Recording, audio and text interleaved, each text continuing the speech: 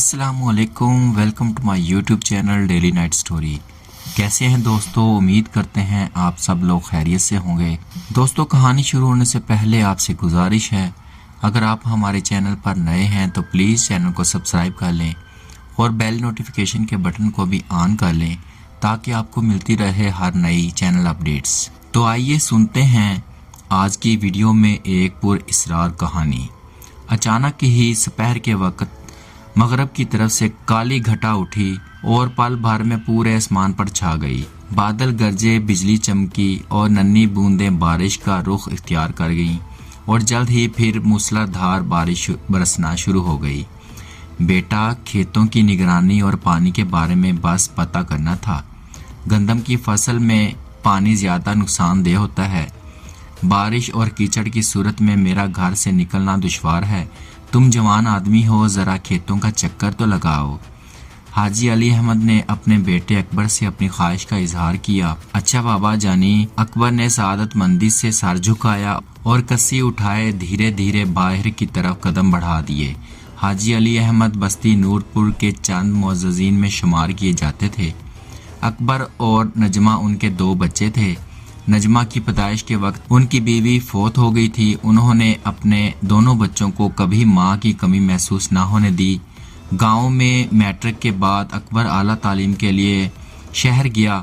ان کا گاؤں بہت ہی قدیم تھا مگر سبھی سہولیات زندگی میسر تھیں۔ بستی کے مشرق میں چھوٹی سی ندی بہتی تھی جس کا پانی علاقے بھر کو سیراب کرتا تھا۔ نہر کا پل عبور کرتے ہی سرسبز و شاداب باغ تھا جس میں سنترے اور امرود کے پیڑ تھے۔ گاؤں کے شمال مغرب میں قبرستان تھا اور ذرا پرے ریلوے لائن گزرتی تھی جو ذرا دور جا کر بل کھاتے ہوئے شہر کی طرف چلی جاتی تھی۔ حاجی صاحب کی زمین درگاہ بابا گھمسن شاہ کے پاس سے شروع ہو کر دور تک ریلوے لائن کے ساتھ ساتھ چلی جاتی تھی۔ اکبر اپنے کھیتوں تک پہنچا۔ وہ ایک پگڈنڈی پر چلتا ہوا کھیتوں کے بیچوں بیچ ڈیرے پر پہنچا جہاں پورے برگد نیچے ساتھ ساتھ چلتی جاتی تھی۔ اکبر اپنے کھیتوں تک پہنچا۔ وہ ایک پگڈنڈی پر چلتا ہوا کھیتوں کے بیچوں بیچ ڈیرے پر پہنچا جہاں پورے برگد نیچے پھیلا ہوا تھا جس سے گنے کا رس نکال کر گڑ بنایا جاتا تھا۔ مگر آج وہاں بھی بارش کی وجہ سے ویرانی کا سماں تھا۔ سبھی کام کرنے والے بارش کو دیکھتے ہوئے گھروں کو لوٹ گئے تھے۔ وہ چند لمحے وہاں رکا اور کسی طرح گندم کی طرف بڑھ گیا مگر اسے یہ دیکھ کر حیرانی ہوئی کہ گندم کی فصل میں ذرا بھی پانی نہیں اور دوسرے سبھی کھیلیاں پانی سے بھری ہوئی تھیں۔ ہاں، اس نے حیرانگی سے اپنے لبوں کو ہلکی سی جنبش دی۔ پانی نشیبی فصلوں کو کس نے اور کیسے چھوڑا؟ ابھی وہ یہ سوچ ہی رہا تھا کہ اس کے پیچھے سے نشیلی سی خوشبو کا جھونکا آیا اور اس کی نس نس میں سمانے لگا۔ اس نے چونک کر پیچھے مڑ کر دیکھا تو ایک نشیلی آنکھوں والی خوبرو دوشیزہ اسے مسکراتے ہوئے دیکھ رہی تھی۔ تم کون ہو؟ ہاں، میں محبوبہ۔ وہ ہنسی تو جیسے کلیاں سی کھل گئیں۔ میں عرصے سے آپ کی متلاشی ہوں۔ میرا نام محبوبہ ہے اور میں اس برگد کے پاس رہتی ہوں۔ حاجی صاحب سے بھی میری گہری دوستی ہے مگر میں تو کسی محبوبہ کو ہرگز نہیں جانتا۔ اکبر، میں کب سے تمہاری چاہت میں جل رہی ہوں مگر کبھی اظہار نہ کر سکی۔ آج ملے ہو تو ارے بھائی، پہلے یہ تو بتاؤ کہ کب سے یہاں ہو تم؟ بہت ہی لمبے عرصے سے میرا یہیں بسیرا ہے۔ مجھے پتہ تھا حاجی صاحب آج نہیں آ پائیں گے اور گندم کی فصل کھڑے پانی سے خراب ہو گئی، تب ہی میں نے تمام فصلوں سے پانی نشیبی فصلوں کو چھوڑ دیا۔ اچھا، تم حاجی صاحب کو کب سے جانتی ہو اور انہیں کبھی اپنے بارے میں بتایا ہے؟ نہیں، مگر وہ اپنی زبان سے کئی بار اقرار کر چکے ہیں کہ آج کام دگنا ہوا ہے، جیسے کئی آدمیوں نے کام مل کر کیا ہو۔ اچھا، تو آپ مجھ سے کیا چاہتی ہو؟ وہ کسی کو زمین پر رکھتے ہوئے دستہ اوپر کرتے ہوئے اس کی طرف منہ کر کے بیٹھ گیا کہ اس کی کمر دستے کے ساتھ لگی تھی اور پاؤں زمین پر، مگر اسے یوں محسوس ہونے لگا جیسے وہ لوہے پر نہیں بلکہ کسی نرم فوم کے گدے پر براجمان ہے۔ دوستی اور محبت چاہتی ہے۔ جب سے تمہیں دیکھا ہے ایک پل بھی گزارنا مشکل ہے۔ دیکھو جی، محبت کرنا آسان نہیں پر میں ہر مشکل کو آسانی میں بدل سکتی ہوں۔ اچھا ہٹو، مجھے اب کھیتوں کو دیکھنے دو۔ نہ، میں نے کر دیا ہے سب کام، سب کچھ ٹھیک ہے، پانی کسی فصل کو نقصان نہیں دے گا۔ اکبر خاموشی سے اٹھ کر واپس جانے لگا۔ तो वो भी उसके साथ हो ली। खेतों की पगडंडियों से निकलकर रेलवे लाइन पर आए तो अकबर ने पूछा, तुम कहाँ जा रही हो? मैं तुम्हें तुम्हारे घर छोड़ने जा रही हूँ। नहीं, तुम जाओ, मैं चला जाता हूँ। अब उस वक्त मेरे साथ तुम्हें कोई देखेगा तो ख्वाह बातें होंगी, और बस्ती के लोग तो बात का पतंगड़ बना देते हैं। मैं किसी को नजर आऊंगी तो बातें बनेंगी ना। वो मायनी खेज अंदाज में बोली। अभी वो बातें करते हुए दरगाह के पास पहुंचे ही थे कि उनके सामने यकदम आग का बगोला सा उभरा और आसमान की बुलंदियों को छूने लगा। अकबर ने हवास बाख्ता होकर पीछे देखा तो महबूबा गायब थी। वो एकदम घबरा गया, सांसें तेज हो गईं। वो बोझल वजूद और थके कदमों से बमुश्किल घर पहुंचा और जाते ही पलंग पर गिर गया। उसका पूरा बदन थर थर कांप रहा था और लब खामोश थे। उस पर गनूदगी सी छा गई और फिर उसे कुछ होश ना रहा। जाने कितनी देर बाद अकबर के हवास कायम हुए। तबीयत संभली तो महबूबा की बातें उसके कानों में बाज गश्त करती महसूस हुई। आग का अलाव उसकी आंखों के सामने गर्दिश करने लगा। उसको अब भी ढेर सा महसूस हो रहा था। उसने सर झटका और उठकर हकीम साहब की तरफ रवाना हो गया। अकबर के बीए के पेपर्स थे। तब ही सभी क्लास फेलोज हॉस्टल के कमरों में शब गए तैयारी में मगन थे। अचानक अकबर के कमरे में जुगनू से चमकने लगे। खुशबू के खुशगवार एहसास पर उसे यूं महसूस होने लगा जैसे उस पर गनूदगी सी छाने लगी है और कोई उसकी आंखों को बंद कर रहा है। उसे अजीब सी बेचैनी होने लगी और फिर उसे अपनी आंखों पर किसी के हाथों का लम्स महसूस हुआ। उसने अपनी आंखें मसलना चाहीं तो किसी के नरम नाजुक हाथ उसके हाथों से मस होने लगे। कौन हो तुम? मैं आपकी महबूबा। तुम मेरे पीछे यहाँ भी? अकबर, ये तो लाहौर है। आप 7 समंदर पार भी चले जाएं तो मैं पल भर भी आपके पास पहुँच जाऊंगी। अच्छा, इससे साबित हुआ कि तुम्हारा वजूद इंसानों जैसा हरगिज नहीं। अकबर के इस सवाल पर कमरे में गहरी खामोशी छा गई। वो खामोशी से वहाँ से उठा और यूनिवर्सिटी के खूबसूरत लॉन में चला गया। हाँ तो मोहतरमा, अब तुम अपने बारे में वजाहत से बताओ। कौन हो तुम? क्या चाहती हो तुम मुझसे? अकबर, मैं जिनजादी हूँ। तुम्हारे गांव से गुजर हो रहा था, शाम हो गई। मुसाफिर का रूप धार कर एक दरवाजे पर दस्तक दी। खुशकिस्मती से दरवाज़ा हाजी साहब ने खोला। हुक्म करो बेटी, किससे मिलना है? उन्होंने बहुत प्यार और नरमी से पूछा। बाबा जी, मुसाफिर हूँ, शाम गहरी हो रही है और अब भूख भी लगी हुई है। उन्होंने मेरी बात मुकम्मल होने से कबल ही कह दिया और मेरी खामोशी और नीची निगाहों को भांपते हुए बोले, अंदर आ जाओ बेटी। फिर मैं उनके अकब में चलती हुई घर में दाखिल हो गई। बैठो बेटी, उन्होंने इशारा किया और खुद अंदर की तरफ बढ़ गए। चंद लम्हों बाद उन्होंने एक कपड़े से ढका हुआ खाना लाकर मेरे सामने रख दिया। लो बेटी, पढ़ो बिस्मिल्लाह। मैं खाने में मसरूफ़ हो गई। मैंने खाने के बर्तन से कपड़ा उठाना चाहा। ना बेटी, ना, खाना ढका रहे तो बरकत बरकरार रहती है। और मेरा हाथ झुका और मैंने एक रोटी उठाई और सैर होकर खाना खाया। ये बिस्मिल्लाह की बरकत थी कि ना तो खाना ख़त्म हुआ और ना ही मेरा जी और खाने को चाहा। हालांकि हम खाने पर आए तो मनों के हिसाब से खा जाते हैं। हाजी साहब का इखलाक और किरदार देखकर मैंने कुछ अर्सा इंसानों के दरमियान रहने का फैसला किया। यहाँ के कब्रिस्तान में मेरी जैसी बहुत सी मखलूक पहले ही आबाद थी।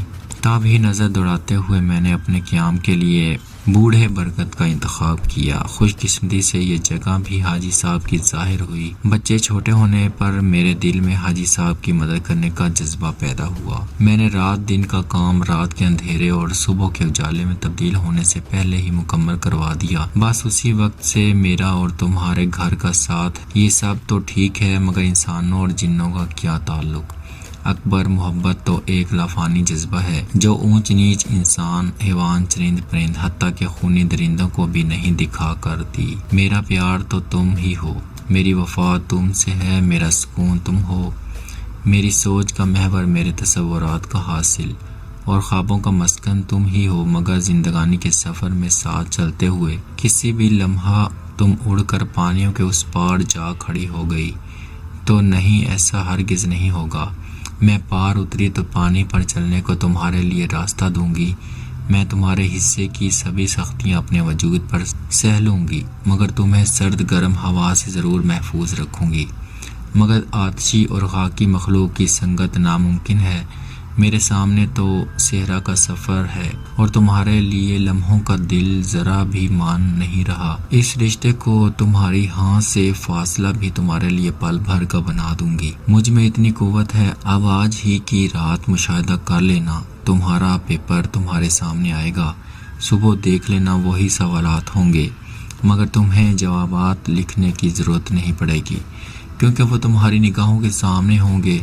اگر ایسا ہو تو پھر تو میں تمہاری محبت ضرور قبول کر لوں گا۔ وعدہ پکا۔ محبوبہ نے اپنا ہاتھ آگے بڑھایا جسے اکبر نے خاموشی سے تھام لیا۔ دونوں طرف مسکراہٹوں کا تبادلہ ہوا۔ ادھر کلاس فیلوز اکبر کو تلاش کرتے ہوئے وہاں آئے تو وہ اٹھ کر دھیرے دھیرے اکبر کی نگاہوں سے اوجھل ہوتی چلی گئی۔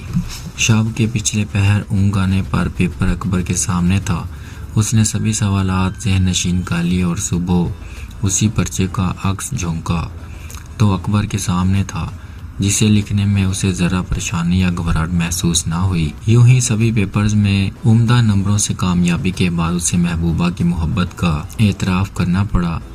بی اے کے بعد اکبر گاؤں چلا آیا اور پھر اس نے بوڑھے باپ کے ساتھ کھیتوں میں ہاتھ بٹانا شروع کر دیا۔ ادھر محبوبہ سے دوستی اور محبت کی وجہ سے روزانہ ملاقاتوں نے جنم لیا۔ وہ اکبر کے سبھی کام بڑے خوش اسلوبی سے سر انجام دینے لگی۔ اب کام اکبر کے ذہن میں ہوتا تھا، ادھر اس پر عمل ہونے لگتا۔ دونوں کے دن عید اور رات شب رات کی مانند گزرنے لگی۔ فصلیں لہلہاتی ہوئی دگنا ہونے لگیں۔ گزرتے وقت کے ساتھ جنذاتی محبوبہ مکمل طور پر اکبر کے وجود اور دل و دماغ پر حاوی ہو چکی تھی۔ اب وہ اسے اپنی مرضی اور اشارے پر چلا رہی تھی۔ اس کی مرضی ہوتی تو وہ اسے لوگوں سے ملنے اور اچھا بولنے دیتی۔ اگر محبوبہ کی مرضی یا رضامندی نہ ہوتی تو اکبر لوگوں کو اپنی لال سرخ آنکھوں سے اس قدر گھورتا کہ انہیں دوبارہ اکبر کی طرف دیکھنے کی اور بات کرنے کی ہمت نہ ہوتی۔ اس صورتحال کو بھانپتے ہوئے حاجی صاحب اور برادری کے جن معززین نے اکبر کی شادی کا فیصلہ کیا، کچھ لوگوں نے اسے کسی پیر فقیر کے پاس تعویذ گھنٹے کی تجویز دی، مگر اکبر مکمل طور پر محبوبہ کے حصار میں تھا۔ وہ اپنی مرضی اور رضامندی سے قدم بھی نہیں اٹھا سکتا تھا۔ ایک روز اس کی طبیعت ذرا نارمل دیکھ کر باپ نے اسے اپنی شادی والے فیصلے سے آگاہ کیا، جسے سن کر پہلے وہ تھوڑا سا شرمایا اور پھر بولا، بابا جی جیسے آپ کی مرضی۔ ایک روز اکبر اپنے کھیت کے منڈیر پر اپنے ہی خیالوں میں چلا جا رہا تھا کہ سامنے بیری کے نرم نازک شاخوں پر کچھ بچے اٹکیلیاں کر رہے تھے۔ وہ ایک گر جاؤ گے اس کے منہ سے بے ساختہ نکلا۔ اگلے ہی لمحے شاخیں خالی تھیں، بچے غائب تھے۔ یہ دیکھ کر تو اس کے احساس باختہ ہو گئے، اس کے پاؤں بوجھل ہوئے اور وہ لڑکھڑا کر منڈیر سے پھسل کر گرنے ہی والا تھا کہ پیچھے سے کسی نے اسے تھام لیا۔ تم ڈر گئے؟ محبوبہ اسے مکمل طور پر اپنی باہوں کے حصار میں جکڑے ہوئے بری طرح کھلکھلا رہی تھی۔ اکبر نے پورے زور اور غصے سے اپنا آپ اسے چھڑانا چاہا، مگر دونوں ہی گندم کے کھیت میں بری طرح جا گرے۔ اکبر نے جلدی سے اپنے آپ کو اس سے دور کرنا چاہا، مگر وہ ایسا نہ کر سکا۔ اسے یوں محسوس ہونے لگا جیسے اس کا دل ایک دم ہی مٹھی میں آ گیا ہو۔ محبوبہ نے مسکراتے ہوئے اسے آزاد کر دیا۔ وہ 2 قدم دور جا کر کھڑا ہوا۔ محبوبہ ہنستی ہوئی اس کے قریب ہوئی اور اکبر کا ہاتھ تھام کر اسے دلاسا دینے لگی، تم تو بس ایسے ہی ڈر گئے ہو، میں تو مذاق کر رہی تھی، مجھے تم سے بہت ہی زیادہ محبت ہے۔ عجیب انداز ہے تمہاری محبت کا، ایک طرف بچے بن کر مجھے ڈراتی ہو تو دوسری طرف محبت جتا رہی ہو۔ اکبر نے روٹھنے کے انداز میں اپنا منہ دوسری طرف پھیر لیا۔ محبوبہ اس کے سامنے ہاتھ جوڑ کر گھٹنوں کے پل بیٹھ گئی۔ مجھے معاف کر دو، میں نے تو ایک ذرہ سا مذاق کیا، تمہارے ساتھ نہیں، مجھے ایسی محبت پر قطعاً یقین نہیں۔ اکبر ناراض ہو کر چلنے لگا تو وہ اس کے سامنے آ گئی۔ ارے مجھے معاف نہیں کرو گے؟ وہ بے پناہ چاہت اپنی نگاہوں میں لیے ہوئے اکبر کو یوں تکنے لگی جیسے پیاسا ساحل پر آ کر پانی کی طرف دیکھتا ہے۔ اکبر نے اسے فوراً ہی بازوں سے پکڑ کر گلے لگا لیا۔ باتیں کرتے ہوئے وہ برگد کے نیچے چلے آئے، جہاں سب ہی مزارے اپنے اپنے کام میں مصروف تھے۔ سب ایک وہ جوں کا توں تھا، بیلنے سے گنے کا رس اور گڑ بنایا جا رہا تھا۔ ایک طرف گڑ سے دیسی چینی تیار ہو رہی تھی، مگر اکبر کا دل و دماغ تو کسی اور ہی وجہ سے ادل پدل ہو رہا تھا۔ آج اس نے جوان سالہ محبوبہ کو سانسوں اور اس کے جسم کی خوشبو اس قدر قریب سے محسوس کی تھی جیسے وہ اس کے پورے وجود میں مکمل سما چکی ہو۔ اسی شب پچھلے پہر جیسے ہی محبوبہ اس کے سامنے وارد ہوئی، اس نے اپنی برادری اور بزرگوں کی خواہش یعنی اپنی شادی کی بات محبوبہ سے کہہ دی۔ یہ بات سن کر محبوبہ کا چہرہ ایک دم مان پڑ گیا۔ ٹھیک ہے اکبر، مگر شادی ضرور کرو، مگر سہاگ رات کو میں تمہاری بیوی کے وجود میں جلوہ گر ہوں گی۔ تمہیں تو پتہ ہے میں سب ہی ناممکنات کو ممکن بنا سکتی ہوں، وجود تمہاری بیوی ہی کا ہوگا۔ مگر اکبر نے کچھ بولنا چاہا، مگر محبوبہ نے اس کی بات کاٹ دی۔ ہاں وہی تمہاری بیوی ہی ہوگی جس سے تمہارا نکاح ہوگا۔ تو پھر اکبر بوکھلا سا گیا۔ اکبر، میں تم سے جنون کی حد تک پیار کرتی رہوں گی، مگر ہمارا پیار اور محبت اس وقت تک قائم رہے گا جب تک تمہارے دل میں کوئی اور خیال، کوئی اور تصور نہیں ابھرے گا۔ جیسے ہی تمہارے دل میں باپ کی شفقت نے سر ابھارا اور تمہارے دل میں بچے کی خواہش مچلی، پھر ہماری راہیں جدا ہوں گی، اور پھر یہی خواہش، امید اور حسرت تمہارے یا میرے بکھرنے اور خوار ہونے کی علامت ہوگی۔ یہ کہہ کر وہ دور کھڑے کیکر کے اس پیڑ کو تکنے لگی۔ ہماری نگاہوں سے اوجھل ایسی ایک دنیا بھی آباد ہے جو کبھی کبھار بندے کے لیے کڑا امتحان بن جاتی ہے۔ اکبر کے شادی کی سبھی رسومات دھوم دھام سے سر انجام پائیں۔ اکبر کے دور پار کے چچا کی بیٹی تھی نگہت، اس کے نکاح میں آئی تھی۔ تب ہی پوری برادری نے ساری رات خوشیاں منائیں۔ سبھی مہمان سونے کے لیے اپنی اپنی خواب گاہوں کی طرف بڑھ گئے تو وہ دلہن کے کمرے میں چلا آیا۔ کمرے کو بہت اچھے انداز سے سجایا گیا تھا۔ دلہن حجرہ عروسی میں انتظار کر رہی تھی۔ جیسے ہی اس نے دلہن کا نقاب پلٹا، دل نشین مسکراہٹ کے ساتھ محبوبہ نے اس کا سواگت کیا۔ اس لمحے وہ حیران ہو کر رہ گیا اور بیڈ سے اٹھ کر جانے کی کوشش کی، مگر دلہن نے اس کا بازو تھام لیا۔ سرتاج، مجھ سے ایسی کون سی غلطی ہو گئی جو آپ میرا چہرہ دیکھتے ہی واپس جا رہے ہیں؟ آواز تو نئی نویلی دلہن کی لگتی تھی، لیکن چہرہ محبوبہ کا تھا۔ وہ تو حیران اور پریشان موجودہ صورتحال جاننے کی کوشش میں خاموش تھا۔ ایسی صورت میں بھلا اسے کیا جواب دیتا؟ بس چپکے سے اسے بیڈ پر بیٹھا چلا گیا۔ کچھ دیر تو نگہت سے باتیں کرتا رہا، پھر اس پر ایک سحر سا طاری ہو گیا۔ اسے کچھ پتہ نہ چلا کہ اس نے نگہت سے کیا کہا اور شب کیسے گزاری۔ صبح اذانوں کے وقت جیسے وہ اپنے ہوش میں آیا، اسی دوران کمرے کا روشن دان ایک جھٹکے سے ٹوٹ کر باہر گلی میں جا گرا۔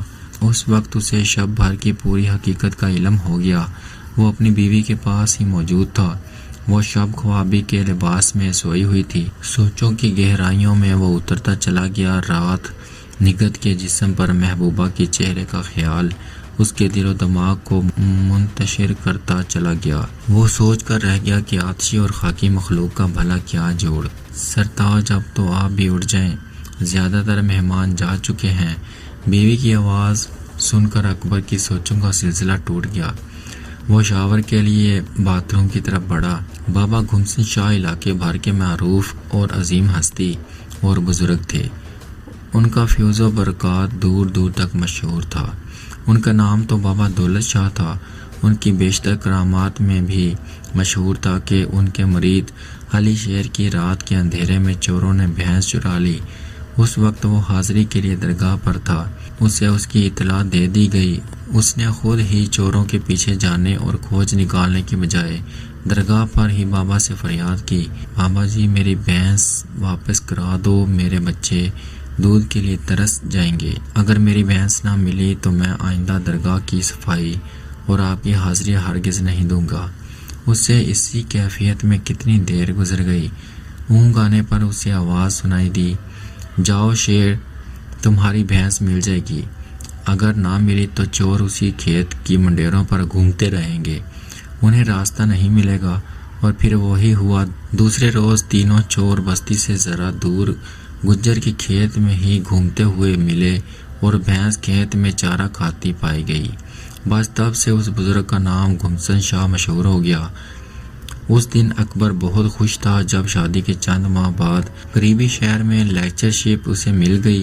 وہ خاندان بھر میں خوشی مناتے ہوئے مٹھائیاں بانٹ رہا تھا۔ ایک برقع پوش خاتون بھی لوگوں کے ساتھ موجود مٹھائی کے لیے ہاتھ آگے بڑھا رہی تھی۔ اکبر اس نرم و نازک ہتھیلی پر مٹھائی رکھتے ہوئے بولا، دعا کریں مجھے اللہ چاند سا بیٹا عطا فرمائے۔ برقعے میں موجود محبوبہ کو یوں محسوس ہوا جیسے اس کے وجود پر گرم بوجھ ڈال دیا گیا ہو۔ اس پر زمانے بھر کا غم اور غصہ چھا گیا۔ اس نے طیش میں آ کر مٹھائی ہوا میں یوں چھالی کہ بارش کی صورت ذرہ ذرہ ہو کر گھر کے پورے آنگن میں بکھر گئی، پھر غضبناک چیخ مار کر بیرونی دروازہ عبور کر گئی۔ اکبر دل تھام کر نیچے بیٹھتا چلا گیا۔ کس قدر کٹھن تھے وہ لمحے۔ اکبر اسی کی پابندی میں کئی بات اور چیز مانگ رہا تھا جو اسے کتنی ہی گوارا نہ تھی۔ وقت ذرا اور آگے بڑھا اور اپنے ساتھ ماہ و سال لے گزرا۔ حاجی علی احمد اسی فانی دنیا سے رحلت فرما کر ملک عدم سدھار گئے۔ اکبر اپنے فرائض کو بخوبی ادا کر رہا تھا۔ کھیت کھلیان یوں ہی آباد تھے، فصلوں کی روانی برقرار تھی۔ نگہت سگڑ اور ملنسار بیوی ثابت ہوئی اور اس نے گھر کو چار چاند لگا دیے۔ ہر چیز کو سلیقے سے سجاتی، کھانا منفرد انداز میں پکاتی، مگر محبوبہ اس کے سنگ سنگ ہی رہتی تھی۔ وہ اپنی خواہش میں نگہت کے پاس جاتا، نگہت مسکراتے ہوئے اس کا استقبال کرتی، مگر پچھلی رات اس کے پہروں میں محبوبہ ہوتی۔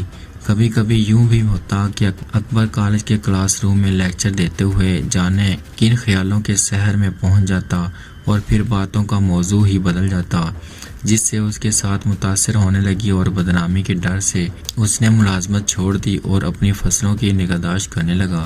رفتہ رفتہ اکبر بیوی اور محبوبہ کی دوری زندگی سے بیزار ہونے لگا۔ اسے نہ دن کو چین تھا نہ رات کو آرام۔ ہر وقت عجیب و غریب سوچیں اور وسوسے اس کے دل و دماغ پر مسلط رہتے۔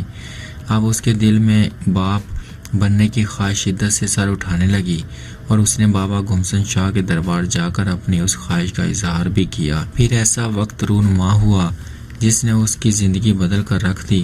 اس روز وہ کھیتوں سے واپس لوٹ رہا تھا کہ سونی اور خوشگوار خوشبو سے محبوبہ کی آمد کا احساس ہوا۔ آج اس کی صورت اجڑی اور غصے سے بھرپور تھی۔ میں نے تمہیں کہا تھا نا، جس روز تمہارے دل میں اولاد کی خواہش جنم لے گی وہ میری یا پھر تمہاری زندگی کا آخری روز ہوگا۔ ہم آتشی مخلوق اپنے درمیان تیسرے وجود کو کبھی برداشت نہیں کر سکتے، اور تمہارے دل میں باپ کی شفقت غالب آ رہی ہے، اور اس لیے تم گھمسن شاہ کے دربار بھی گئے تھے، جو مجھے ہرگز قبول نہیں۔ میں تمہیں جلا کر خاک کر دوں گی یا پھر اپنے آپ کو ہمیشہ ہمیشہ کے لیے ختم کر دوں گی۔ محبوبہ کی شکل غضبناک ہو رہی تھی، پورا وجود اس کا غصے سے سرخ ہوتے ہوئے لرز رہا تھا۔ محبوبہ، تم بھول رہی ہو شاید کہ تم سے زیادہ ایک اور بھی بڑی اعلیٰ اور عظیم طاقت ہے، جس کی حاکمیت مشرق سے مغرب تک قائم اور سدا رہنے کے لیے برقرار ہے۔ تکبر، غرور اور خودداری کا دعویٰ نمرود اور فرعون نے بھی کیا تھا، مگر سب ہی نیست و نابود ہو گئے۔ تم بھی گھمنڈ، غرور اور اپنی طاقت کو آزما لو۔ میرے لیے میرا اللہ ہی کافی ہے، جس کے قبضہ قدرت اور اختیار میں سب ہی کچھ ہے۔ محبوبہ کی تو آنکھیں سرخ انگارہ ہو گئیں اور اس پر زمانے بھر کی فرعونیت چھا گئی۔ اچھا، تو تم میرا کرشمہ دیکھنا چاہتے ہو؟ اس نے تکبرانہ انداز سے کہا، اور اس نے اپنے منہ سے پھونک ماری جس سے ہر طرف آگ ہی آگ بھڑک گئی۔ اکبر پریشانی کے عالم میں زمین پر بیٹھتا چلا گیا، ہاتھ بے ساختہ دعا کے لیے اٹھائے اور نگاہ آسمان پر مرکوز ہو گئی۔ پھر اس کے لب خود بخود ہی پھڑپڑانے لگے۔ اے میرے پروردگار، میں تیرا ادنا سا بندہ ہوں، گناہ گار ہوں، مگر تجھ پر یقین، اعتماد اور پکا بھروسہ ہے۔ اس زمین پر جب بھی کوئی فرعونیت پیدا ہوئی، تو نے موسیٰ علیہ السلام پر کالے سیاہ بادل چھا گئے۔ تو نے موسیٰ علیہ السلام کو بھیجا۔ اگر آج تو نے میری مدد نہ کی تو کفر غالب ہوگا، ظلم بڑھتا رہے گا۔ اس کی پلکوں سے آنسو نکل پڑے۔ پھر آنے واحد میں آسمان پر کالے سیاہ بادل چھا گئے اور دیکھتے ہی دیکھتے موسلادھار بارش شروع ہونے لگی، جس سے محبوبہ کی لگائی ہوئی آگ فوراً ہی بجھ گئی۔ اس کا غرور اور تکبر ظاہر ہو گیا اور وہ لڑکھڑاتے قدموں سے بھاگنا چاہتی تھی، मगर अकबर ने भागकर सुलगती हुई लकड़ी उठाई और अल्लाह का नाम लेकर उसकी तरफ उछाल दी। महबूबा के वजूद से टकराते ही आग लग गई और फिर जल्दी ही आग के शोले आसमान की बुलंदियों को छूने लगे। उसे अपने कदमों पर खड़ा होना दुश्वार सा हो गया और वो लड़खड़ा कर गिर पड़ी। हड्डियों का ढांचा निकल आया जिस पर बहुत सारे कौवे और चीलें उड़ने लगीं। अकबर दुआ ही की सूरत ज़मीन पर सजदा रेस होता चला गया और फिर उसे कुछ खबर ना रही। वो शान बहाल हुए तो वो दरबार के वली बाबा गमसन शाह के कदमों में गिर पड़ा, जोर जोर से गिड़गिड़ाने लगा।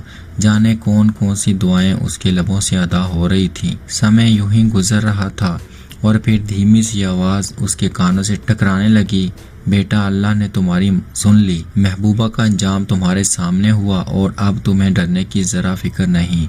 अगर कभी ज़िंदगी में डर या खौफ महसूस हो तो अपने अल्लाह को याद करते हुए उसी से मदद मांगना। ये सुनकर उसने अपनी आंखें साफ की और धीरे धीरे घर की राह ली जहाँ निगहत उसकी मुंतज़िर थी। और सच तो ये है कि उस रोज़ अकबर ने निगहत और उसकी बेपनाह मोहब्बत को पहली बार इस कदर चाहत और अपनायत से महसूस किया। उस वाक़या को कई साल गुजर चुके हैं। अकबर के 3 बच्चे हैं और वो बच्चों के साथ खुशगवार ज़िंदगी गुजार रहा है।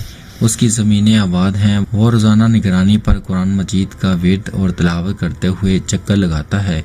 ये सच है कि गैर मरई मखलूक और इंसानों की दोस्तियाँ होती हैं, मगर मोहब्बत देर पा हरगिज़ नहीं होती, क्योंकि आतिशी और खाकी का जोड़ मुतजाद है।